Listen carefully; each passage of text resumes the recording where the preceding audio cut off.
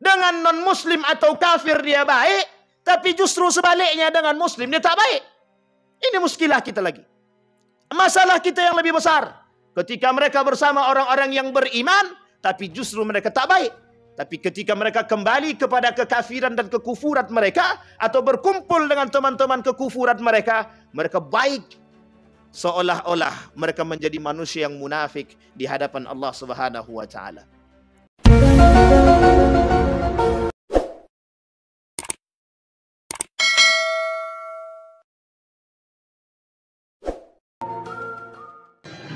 Bismillahirrahmanirrahim. Assalamualaikum warahmatullahi wabarakatuh. Alhamdulillah. Alhamdulillahilladzi arsala rasulahu bil huda wa dinil haq liyudhhirahu 'ala ad-dini kullih wa kafa billahi shahida. Ashhadu an la ilaha illallah wahdahu la syarika lah. Wa ashhadu anna Muhammadan abduhu wa rasuluh la nabiyya ba'd. Allahumma salli wa sallim wa barik ala hadha an-nabiyil karim. Allahumma salli ala Muhammad wa ala ali Muhammad fil alamin innaka Hamidum Majid. Ittaqillaha haqqa tuqatih wa la tamutunna illa wa antum muslimun. Innallaha wa malaikatahu yusalluna 'alan nabi. Ya ayyuhalladzina amanu sallu alaihi wa sallimu taslima. Wa qala Allah ta'ala ya ayyuhan nasu ittaqu rabbakum alladzi khalaqakum min nafsin wahidah wa khalaqa minha zawjaha wa batha minhuma rijalan katsiran wa nisaa wattaqullaha alladzi tasaaluna bihi wal arham innallaha kana 'alaikum raqiba. Wa qala Allah Ta'ala ya ayyuhalladzina amanu taqullaha wa qulu qawlan sadida yuslih lakum a'malakum wa yaghfir lakum dhunubakum wa may yuti'illaha wa rasulahu faqad faza fawzan 'azima. Wa qala Allah Ta'ala innamal mu'minuna ikhwatun fa aslihu baina akhawaykum wattaqullaha la'allakum turhamun. Wa qala an-nabi sallallahu alaihi wasallam fi hadithihi mathalul mu'minina fi tawaddihim wa tarahumihim wa ta'atufihim kamathalil jasad idza ishtaka minhu 'udwun tada'a lahu sa'irul jasad bis-sahar wal huma. Sadaqallah.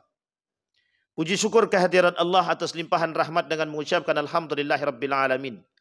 Berselawat kepada Nabi dengan mengucapkan Allahumma salli ala Muhammad wa ala ali Muhammad fil alamin innaka Hamidum Majid. Baginda Nabi Muhammad sallallahu alaihi wasallam berpesan kepada kita semua dan menyampaikan tentang kondisi sebaiknya sebagai seorang mukmin dengan mukmin yang lain. Bahkan seorang muslim dengan muslim yang lain.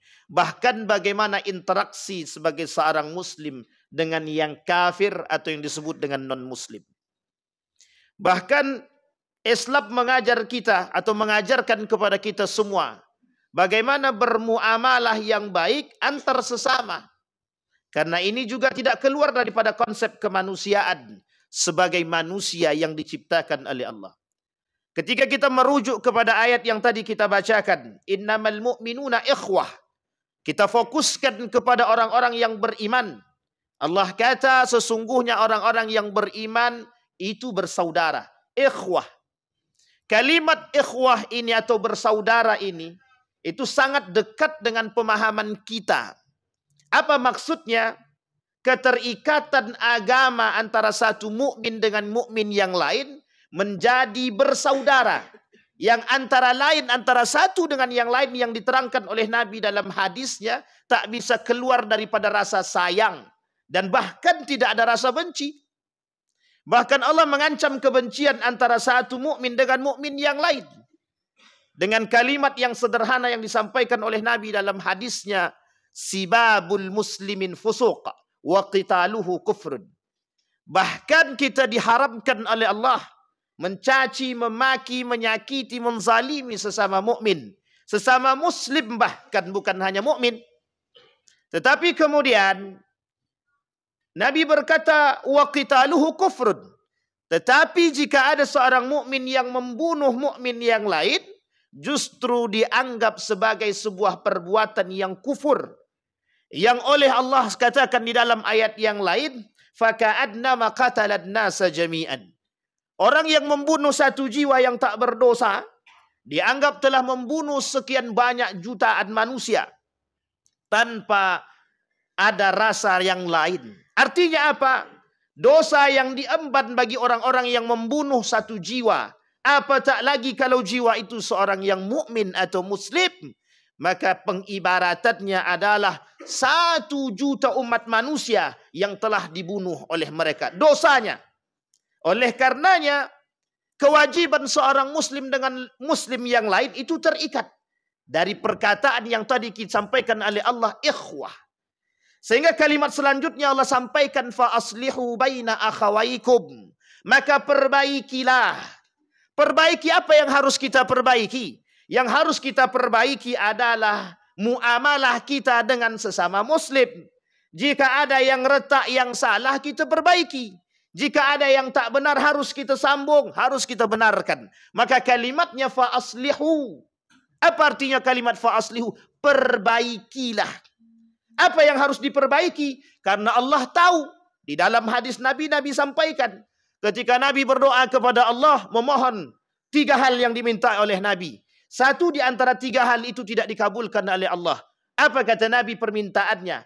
Jangan engkau jadikan perpecahan dan perselisihan di antara umatku, kata Nabi. Kemudian Allah tak kabulkan. Kenapa? Karena Allah tahu di antara umat mukmin dengan mukmin yang lain pasti terjadi perselisihan. Di antara satu muslim dengan muslim yang lain bisa saja menimbulkan perselisihan di antara mereka. Artinya kalimat itu, fa aslihu, perbaikilah. Kalimat perbaiki ini untuk menekankan kepada kita bahwa kita ini orang yang bersaudara. Artinya apa? Dengan kalimat fa aslihu, perbaikilah persaudaraanmu antara satu dengan yang lain.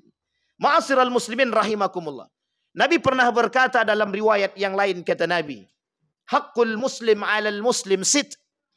Kewajiban seorang muslim terhadap muslim yang lain. Yang digambarkan dengan kalimat haknya seorang muslim terhadap muslim yang lain.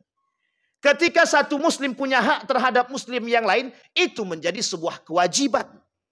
Maka tak salah ketika ada ulama yang mengatakan ketika ada seorang mukmin atau muslim diundang untuk datang ke rumah saudaranya, tapi mereka tak datang tanpa uzur, mereka berdosa. Karena hukum kewajiban atau hak dan kewajiban sesama muslim terjalin dari kalimat ikhwah, persaudaraan.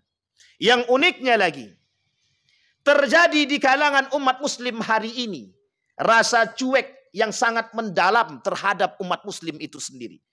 Bahkan apa yang terjadi di antara umat mukmin dan muslim saling tidak memperhatikan antara satu dengan yang lain. Jika ada saudara dia bermaksiat, kata muslim yang lain, urusan mereka, urusanku. Bahkan yang paling berbahaya lagi, ada muslim-muslim yang lain tak mengerti, tak sadar kalau tetangga dia sesama muslim telah meninggal berhari-hari pun kita tak sadar. Itu karena apa? Karena terputusnya silaturahim kita. Karena rasa cuek yang mendalam yang dimiliki oleh umat muslim yang lain. Bahkan Nabi berkata, wa idzastansahaka fansah. Jika kalian membutuhkan nasihat, atau jika saudaramu minta nasihat kepadamu, berikan. Jangan engkau tak mau memberikan nasihat. Karena kewajiban seorang muslim terhadap muslim yang lain adalah memberikan nasihat. Apalagi perhatian khusus. Memang harus begitu, iya. Karena itu menjadi sebuah kewajiban. Maka tak salah ketika Allah mengatakan, ketika Nabi mengatakan di dalam hadisnya, permisalan seorang yang beriman, mathalul mu'min fi tawaddihim, rasa cinta mereka, rasa kasih sayang mereka, wa ta'atufihim kamasalil jasad. Orang-orang beriman itu seperti satu bagian tubuh. Jika tangan kanan yang sakit, tangan kiri pasti merasakan sakit. Tapi uniknya, ketika ada seorang mukmin yang dicela, yang dicaci dan dimaki, hari ini umat muslim tak merasa sakit. Bahkan ketika baginda Nabi Muhammad SAW dicaci, dimaki, dihina, tak ada satupun yang merasa sakit. Itu uniknya umat muslim hari ini. Artinya apa?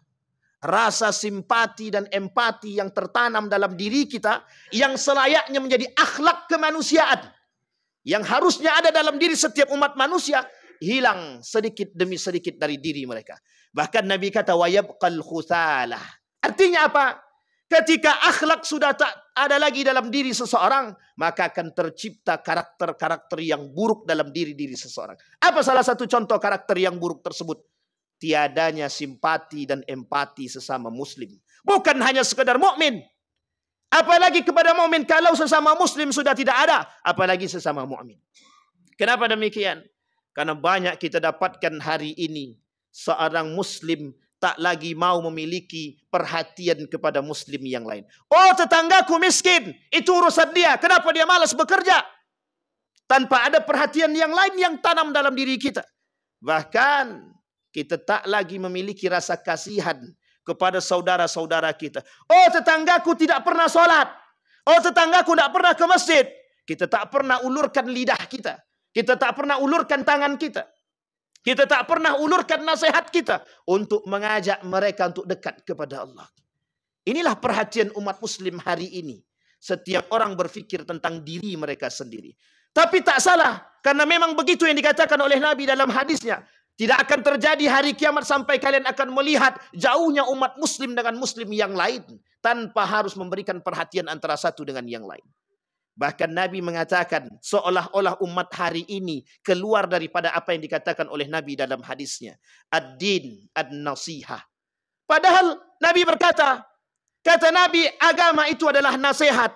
Bagi siapa? Lillah, wali rasulihi, wali kutubihi, wali a'immatil mursalin, wa ammatihim. Kata Nabi, agama itu nasihat. Bagi siapa? Bagi Allah. Bagi siapa lagi? Bagi Rasulnya. Bahkan dikatakan oleh Nabi, nasihat itu bagi Allah dan Rasulnya. Artinya apa?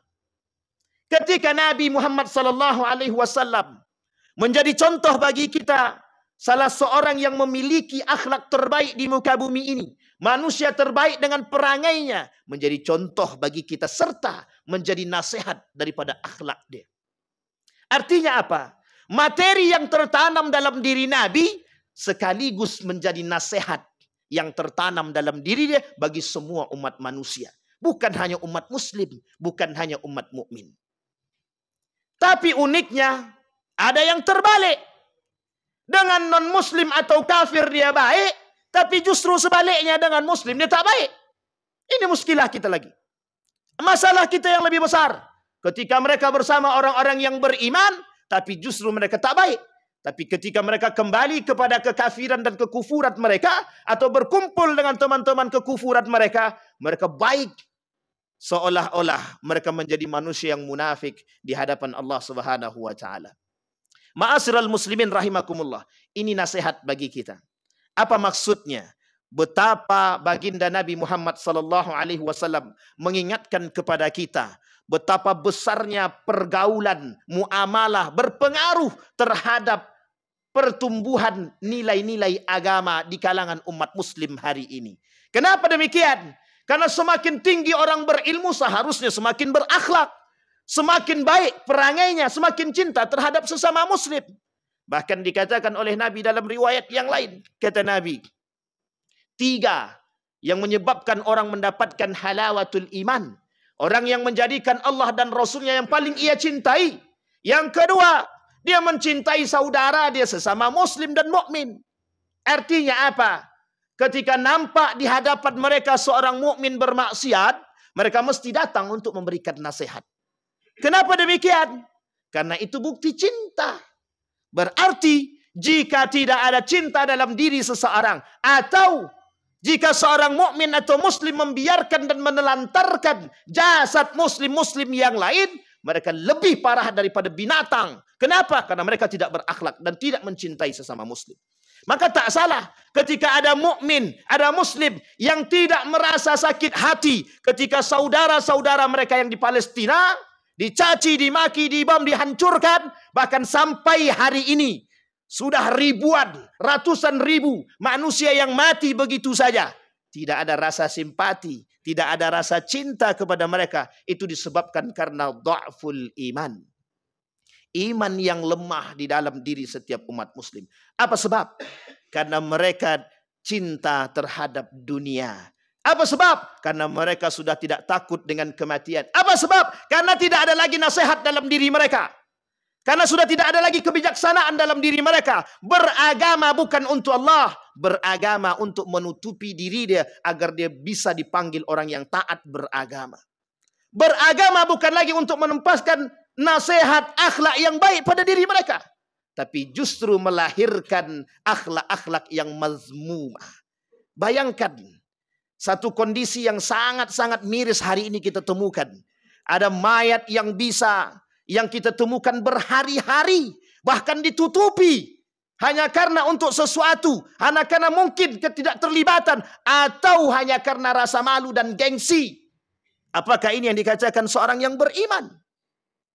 Mana rasa cinta kita kepada saudara kita sesama muslim? Mengapa ada jasad yang tidak kita ketahui? Mengapa ada orang miskin di samping rumah kita tak kenal? Mengapa ada orang-orang yang tidak mampu di samping rumah kita tak sadar? Bahkan kadang-kadang mereka harus mengemis ke sana dan kemari hanya untuk mendapatkan sesuap nasi. Ma'asyiral muslimin rahimakumullah. Perlu kita pahami bahwa persoalan ekonomi mampu menggadaikan akidah. Jika umat muslim hari ini tidak mau mengulurkan tangannya sepanjang mungkin, yang tak menjalankan syariat dan nilai-nilai agama, jangan salahkan. Karena memang itu yang akan terjadi. Masih banyak orang-orang yang rela untuk memberikan bantuan kepada mereka dengan syarat kita harus meninggalkan agama dan akidah kita. Maka jangan salah. Ketika banyak kita temukan orang-orang muslim dahulunya mukmin, tapi berubah menjadi tidak mukmin hanya karena ekonomi. Kemana perhatian kita orang-orang yang beriman? Kemana perhatian kita orang-orang yang Islam, yang mengaku beriman kepada Allah, yang mengaku berserah diri kepada Allah? Siapa kita yang mengaku beriman kepada Allah, tapi kita tak mencintai saudara kita? Bahkan Nabi berkata, La yu'minu ahadukum hatta yuhibba li akhihi ma yuhibbu li nafsihi. Tidak beriman seseorang, kata Nabi, sampai dia mencintai saudara dia seperti dia mencintai diri dia sendiri. Hari ini hadis itu tak berlaku. Kenapa tak berlaku? Karena hari ini setiap mukmin mencintai diri mereka dan tak lebih mencintai daripada saudara mereka. Padahal sudah disampaikan oleh Nabi, setiap mukmin dengan mukmin yang lain itu bagaikan satu tubuh. Jika satu yang sakit, maka yang lain akan merasakan sakit. Pertanyaan yang besar bagi diri kita, akankah itu menjadi hadis yang akan selalu kita amalkan, atau hanya sekedar tulisan yang akan tinggal di dalam benak kita? Kita muslim, kita mukmin, sadar kita akan tulisan itu, sadar kita akan hadis tersebut. Tapi mengapa kita tak mengamalkan dan tak menjalankan itu? Inilah kondisi umat muslim hari ini di tengah umat muslim yang lain. Artinya apa? Tersebarnya keislaman seseorang yang begitu besar, tapi uniknya merosotnya akhlak dan antipati dan antisimpati kepada sesama muslim dan mukmin. Tak salah. Karena inilah penyebab kelemahan umat mukmin dan muslim hari ini. Disebabkan karena nafsu mereka, cinta mereka terhadap dunia, cinta mereka terhadap apapun yang mereka miliki, harta dan kekuasaan, sehingga melemahkan iman mereka, sehingga menghilangkan rasa cinta mereka terhadap sesama, dan uniknya lagi menghilangkan akhlak dalam diri mereka. Ma'asyiral muslimin rahimakumullah. Kesimpulan dari apa yang kita sampaikan, satu hal yang disampaikan oleh baginda Nabi Muhammad SAW dalam hadisnya, kewajiban seorang muslim terhadap muslim yang lain menjadi hak bagi mereka. Artinya apa? Ketika Nabi mengatakan hakul muslim alal muslim sittun, artinya hak tersebut menjadi sebuah kewajiban. Idza laqitahu fasallim alaih. Ketika kau bertemu dengan seorang mukmin, maka berikan salam. Ketika kamu bertemu dengan seorang muslim, maka berikan salam. Kata Nabi dalam riwayat yang lain, yusallimu ala man arafa wa la yusallimu ala man la ya'rif. Kata Nabi, Tidak akan terjadi hari kiamat, kata Nabi, sampai engkau perhatikan seorang mukmin tidak akan memberikan salam kepada orang yang tidak dia kenal, tapi mereka justru akan memberikan salam kepada orang yang mereka kenal. Artinya apa? Mulai merosotnya. Disebabkan karena perkenalan dan persaudaraan. Hanya salam diberikan, tapi bukan karena keimanan ataupun akidah yang sama. Yang kedua, wa idza da'aka fa'ajibhu. Jika kalian diundang, diajak untuk bertemu, maka jawab. Maka datanglah. Datang ke rumah mereka, mereka mengundang. Maka jika kita tak datang dengan udzur atau tanpa udzur, atau udzur yang tidak syar'i, maka hukumnya berdosa. Hukumnya berdosa. Jika ada tetangga yang sakit, maka jenguk. Jika ada yang meninggal, maka berziarahlah, datanglah, mengelayatlah. Karena ini menjadi sebuah kewajiban. Wa idzastansahaka fansah. Jika mereka datang meminta nasihat kepadamu, datanglah, berikan nasihat. Ini kesimpulan dari apa yang kita sampaikan, merujuk kepada hadis baginda Nabi Muhammad SAW. Artinya apa? Mari bersama kita mengamalkan poin penting ini. Karena inilah yang merosot dari diri kita hari ini. Inilah yang membuat umat muslim hari ini lemah. Kenapa? Karena kita jauh daripada nilai-nilai agama. Fa'tabiru ya ulil absar la'allakum tuflihun.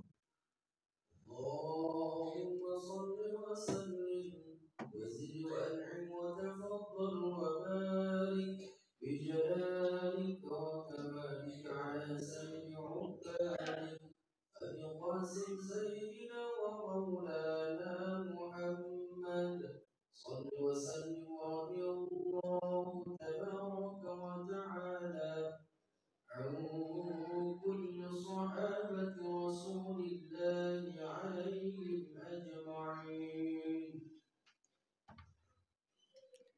Alhamdulillah.